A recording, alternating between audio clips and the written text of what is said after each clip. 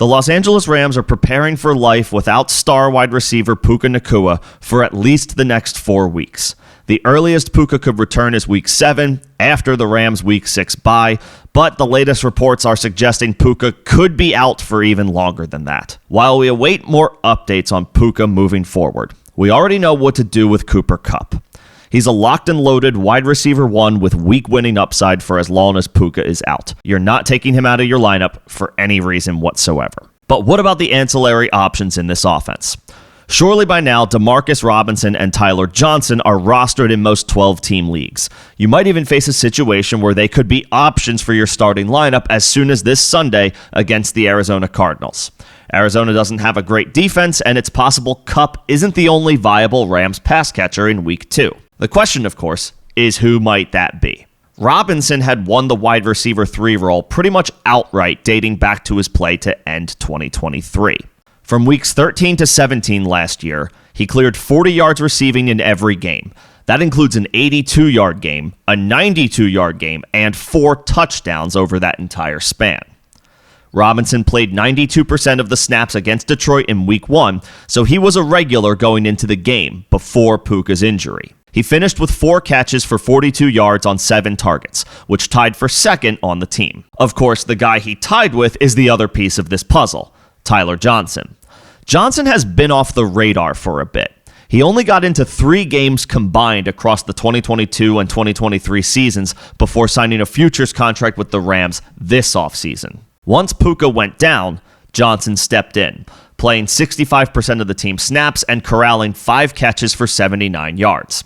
One of those catches went for 63 yards, which I'm just sharing to provide a little extra context. On one hand, his other 4 receptions totaled just 16 yards. But a big play made is a big play made, and we're not going to take that away from him.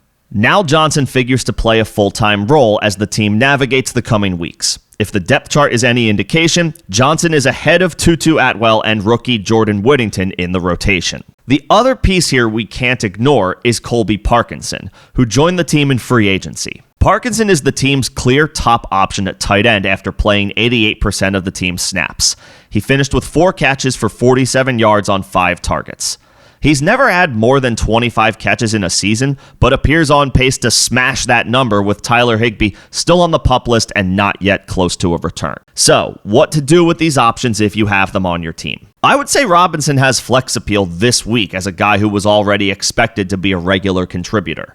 While Johnson outperformed him Week 1, Robinson has some additional continuity with the offense dating back to last year and should be in a prime position to deliver a wide receiver 3 week against a beatable Cardinals defense. Johnson is absolutely a stash, but not yet someone I want to fire up in my starting lineup. He had an impressive 2024 debut, but all we have to work with when it comes to Johnson is a 4-game sample size over a 3-year span. In 2 of those games, Johnson didn't draw a target, and in his 2023 outing, he caught 2 passes for 8 yards. Perhaps Johnson is a breakout player this year, but we'll need to see some more consistency first before he makes the list of players you'd consider starting. For now, he's just a stash. The guy I'm most intrigued with is Parkinson as a low-end tight end 1 streamer. He dominated the tight end snaps for LA, and again, this is not a good Arizona defense. Parkinson seems as good a bet as any to soak up some short and intermediate targets, and is my favorite stream of the week at the position. You're only starting the obvious names at tight end over Parkinson in Week 2.